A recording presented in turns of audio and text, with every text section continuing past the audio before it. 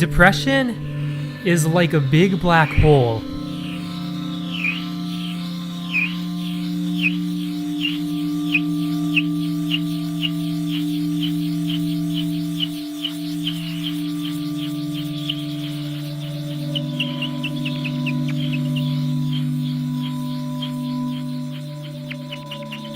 This hole is a part of everybody's life.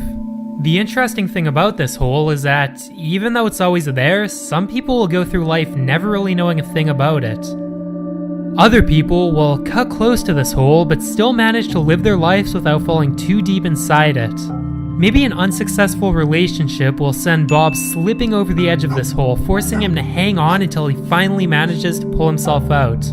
But what happens to those people that aren't as lucky as Bob, those people that slip much deeper into this hole with seemingly no way of getting out? What happens is that all these people wander aimlessly, trying to find the light just outside of that hole so that they can reach it and never come anywhere near this hole again.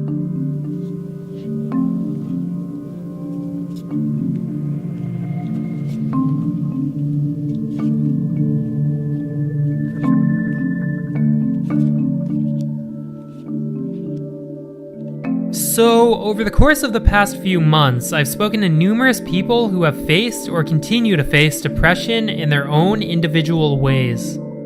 What I've come to realize over the course of these past few months is that this metaphor for depression, the black hole, seems to be a fairly recurring theme among people going through tough times. Sometimes it's not even the full metaphor that I hear about, but rather closely connected elements of this metaphor, such as the darkness, the loneliness, and, above all, the hopelessness. But nobody really is alone in this hole, and for this reason, nobody should feel hopeless. It's just the dark that sometimes makes it hard to find others.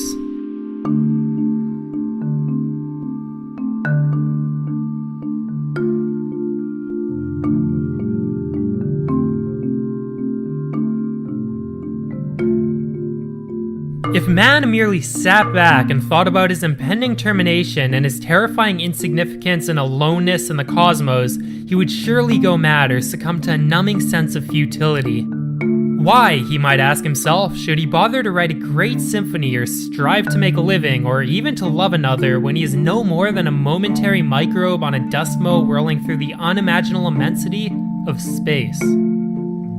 This is a quote made by the famous director Stanley Kubrick, and I love it because it perfectly describes a sort of existential crisis I find myself dealing with on a regular basis. Now, an existential crisis is defined as a moment in which an individual questions the foundations of their life.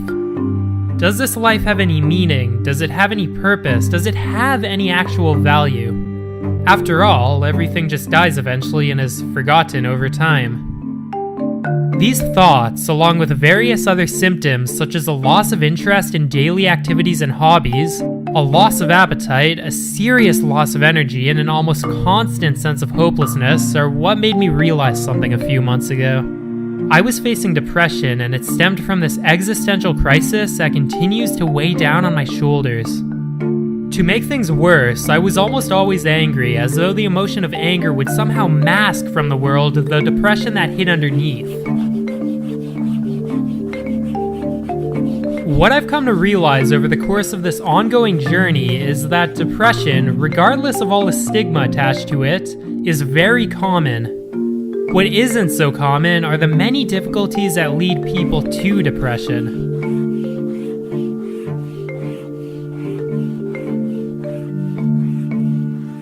You see, people end up in this dark hole for hundreds of different reasons. You can fall down here because of insecurities, because of relationship issues, because of loss, because of meaning crises. People fall into this hole in many different ways, and people find their way out of this hole by following many different paths. But if there's one thing I've come to realize over the past few months spent in this hole, it's that nobody really ever is alone down here.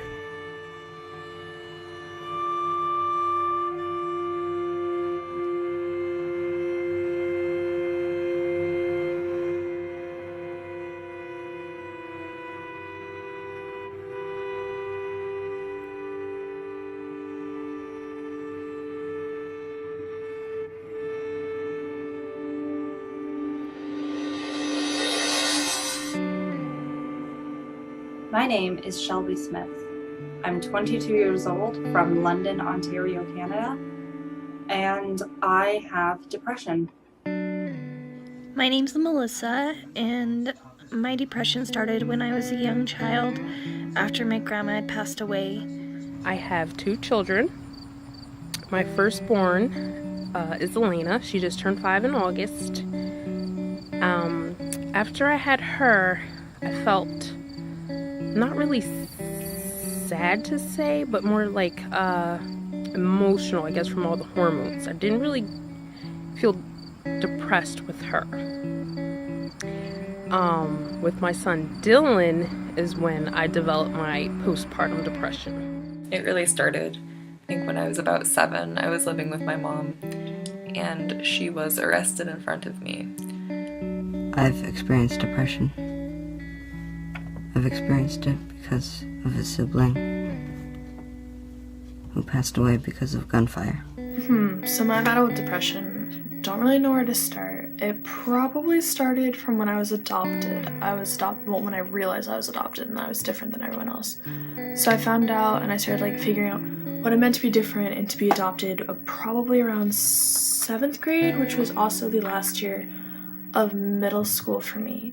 It was my friend who I had to support, and she was depressed, and I basically supported her through high school, and it was the last years, year 10 and year 11, so when we were 15, 16, just leaving school, when it started to get really serious. So just growing up and feeling so bad about myself, I really think it's left me very hesitant with love life, people. I've always felt like I wasn't good enough, and I feel like that's been such a hard struggle, and I feel like depression just makes you feel like that. It makes you yeah, you're right, you're not good enough, you don't need to be here, who would miss you, kind of thing. So with that, and then my brother did commit suicide last year, and I think that's really it really hit me, you know.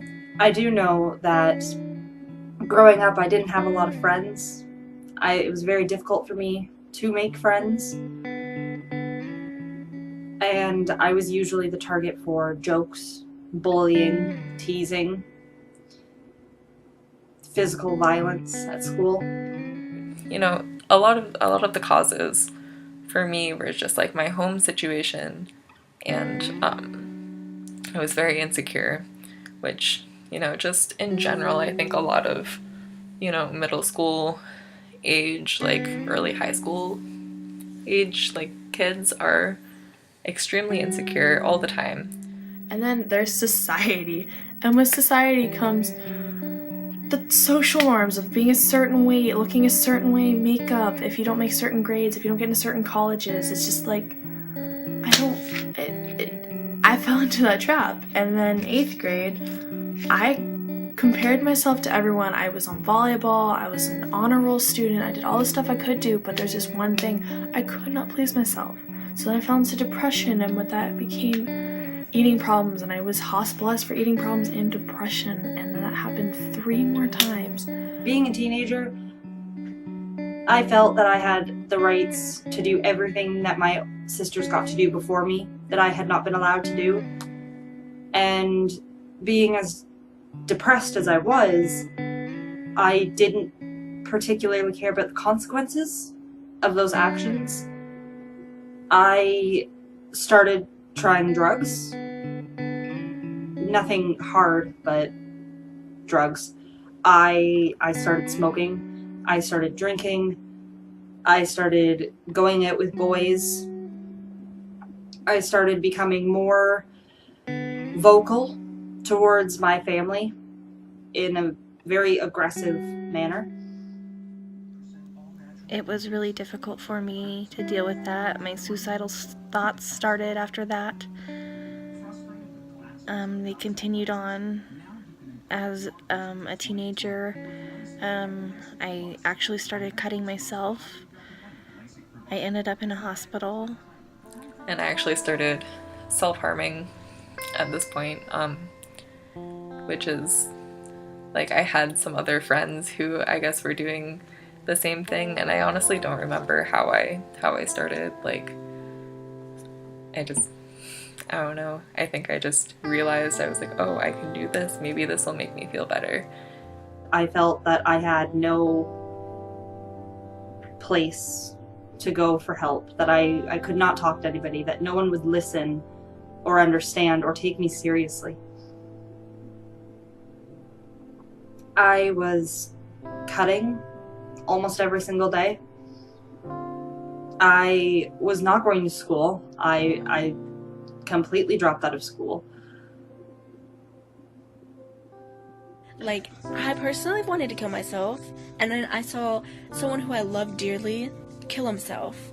So it changes your perspective on life, and it makes you want to stick around. It makes you want to, like, live life and be like, there's something out there for me.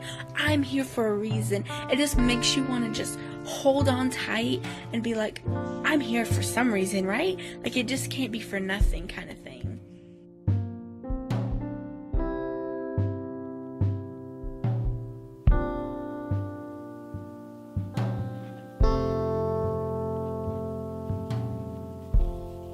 My depression was different from a lot of the other cases I've heard about before.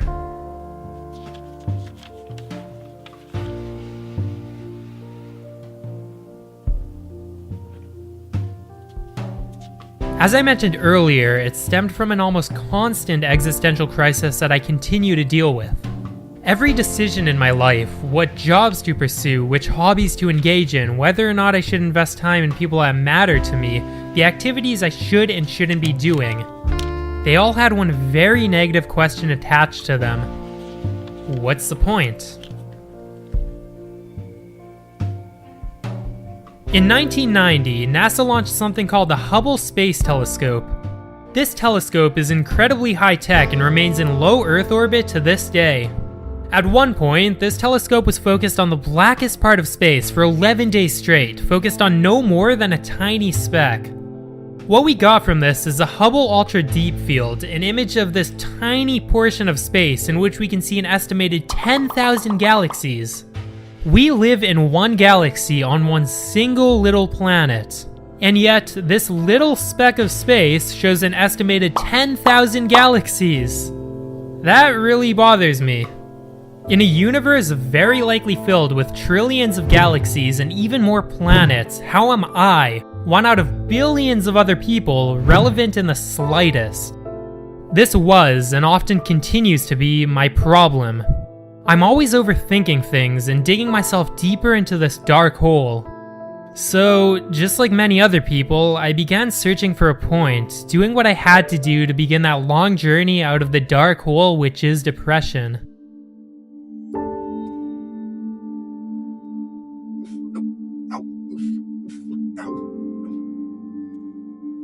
You know, there was a while I had like a boyfriend, and that was good. And, you know, we were dating for a little over a year, I think like a year and a half almost.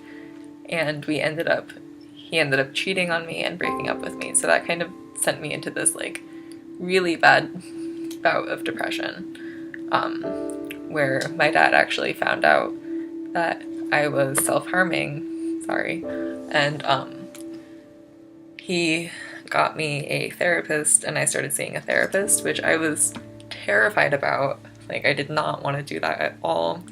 I thought for some reason that, you know, I thought that other people would think that I was crazy. I attempted to take my own life with various different methods 10 times between the age of 17 and 20. And looking back, it seems that there was always someone around at the right time.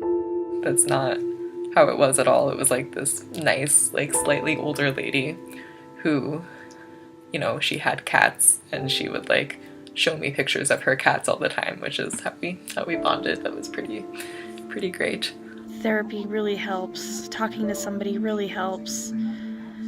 If I wouldn't have started talking to somebody, I don't know what I would have done. I suggest speaking telling someone about your problems is the best way forward, definitely, without a shadow of a doubt. I spoke to people who I know and I trust about my personal experiences and my friends, and they really, really took good from that.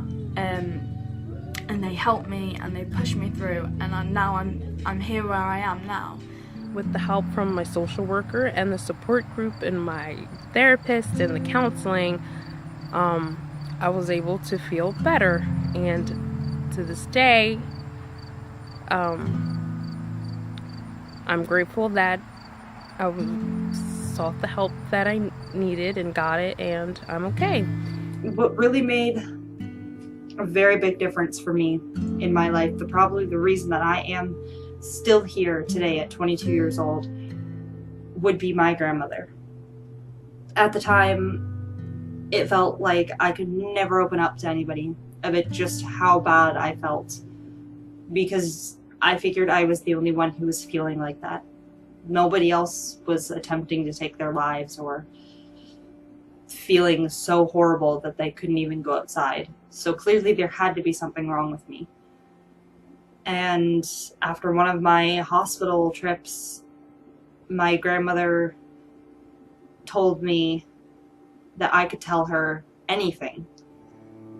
And I did. I told her everything. It's like some days are easier than others. Like, I found my passion, which is volleyball and singing and school. I just fell in love with student government. Just like, for me to get rid of depression, or at least put it on my back burner, is to find something I feel like I actually belong to and I can actually help people with. So I became a senator in my student government, and then it made so much more sense. Also, I had something happen to me my first couple semesters in college where actually I'm changing schools now because of that. Really what helped me the most is I started getting more into music. So I will listen to music, I will do some art. I'm an art student, so I love doing art, and I want to go to do media makeup. So I whack out all my face paints and all my gore, SFX, wax, and all that sort of stuff. Like, that's kind of what helped me the most. I did art. I drew and I painted a bit, and that was a big thing. Is I would just put in headphones and I would listen to whatever, and I would just sit down and draw. My favorite thing to do, though, in that time was draw, and it really did help me cope with my depression. I found different coping strategies through reading, writing, definitely writing for me. Social media plays a massive part in mental health problems, definitely, because people nowadays are getting a lot more aware about the subject. I think that's a good thing, though. That's a very good thing that people are addressing this, and people who haven't got depression or people who have panic attacks or anxiety, they're getting involved and they're getting to know what it's like and how to deal with people who have the problems that they have, and that's a really positive thing, and that makes a really positive impact on the people who have mental health problems.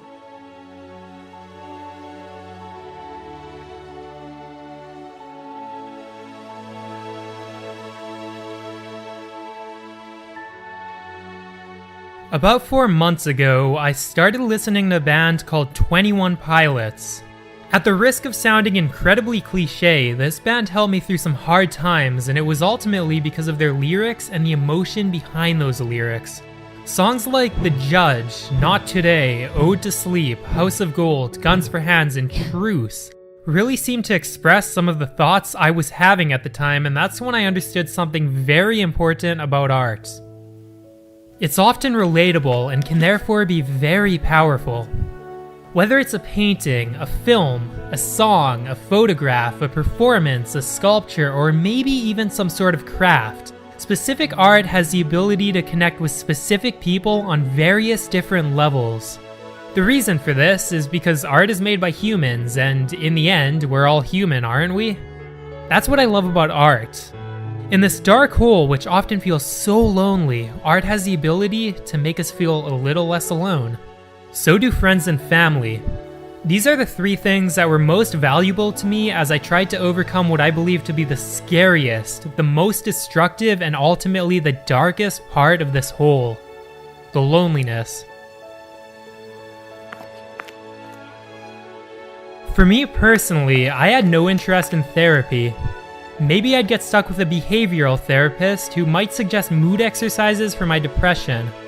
On the other hand, what if I got stuck with a clinical therapist and they simply suggested medication? I didn't want therapy because I felt I could understand my depression better than anyone else. I don't disagree with therapy, but I do firmly believe that training and study has absolutely no relevance if you can't connect on a personal and human level. As my depression got worse, I decided to give antidepressants a try. But although these may help at times, I came to the conclusion that they're nothing more than a mask manufactured to protect people from bigger issues. I decided that I had to come to terms with myself, to stop ignoring this dark hole and really start to question how I ended up here, why I'm still here, and why I couldn't seem to find any way out. Until I actually did this, I was pretty lost. Eventually, I found the paths that I needed to take to get out of this hole, and perhaps the most easily accessible one was art. But everybody's different, and for this reason, many people choose different paths. In the end, what's important is that you find the paths that are best for you and refuse to accept that such paths don't exist. They're there, you just gotta find them.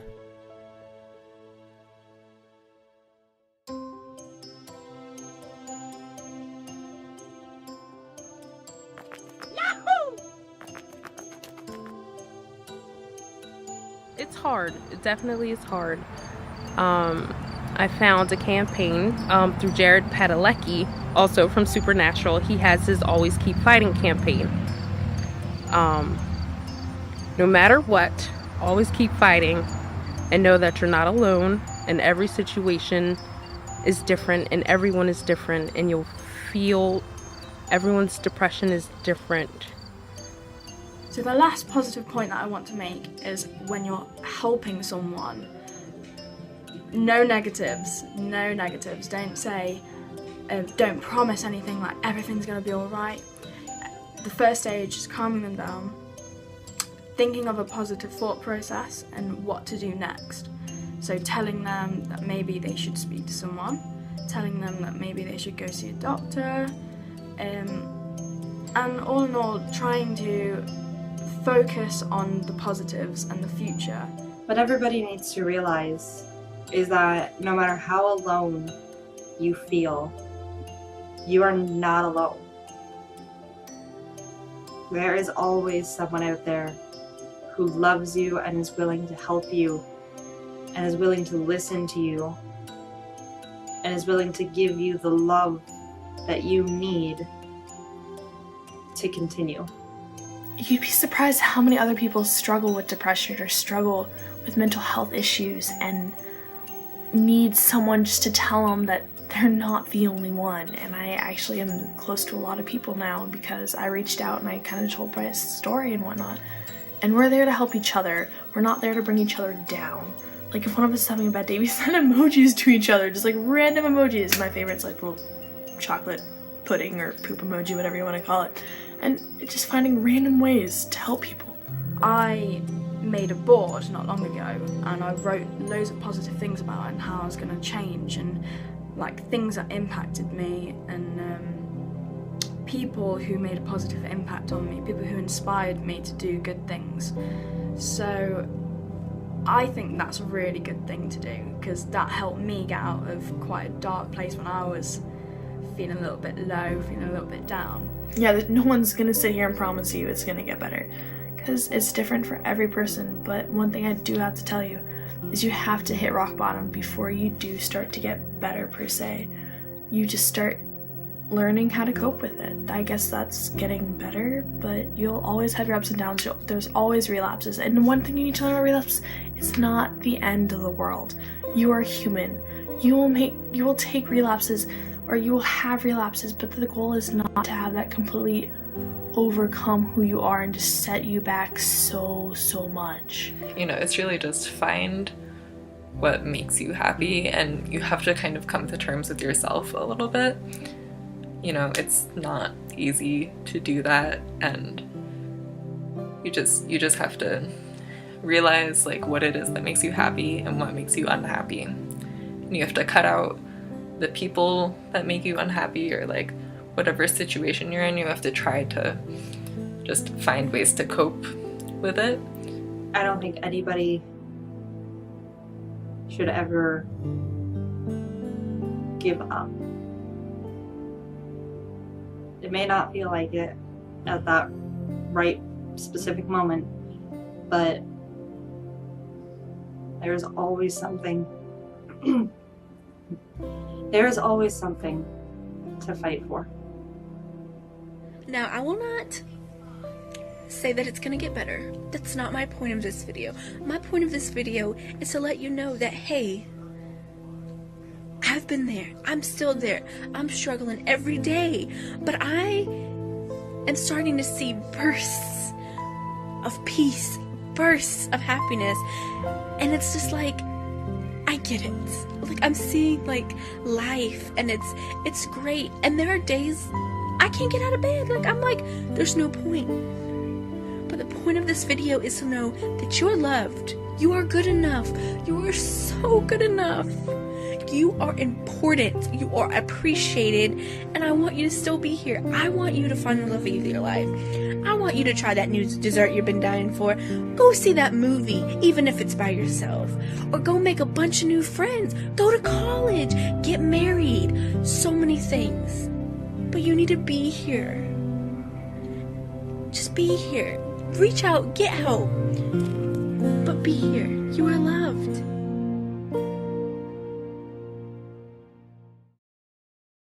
In all honesty, it's not always easy staying out of that dark hole which is depression. You may find yourself stumbling back into it at times, or maybe even falling straight down to the bottom. But as long as you can always find those paths that lead you out of that dark hole, you can rely on them to keep you out. Just make sure you always keep one thing in mind. You're not alone.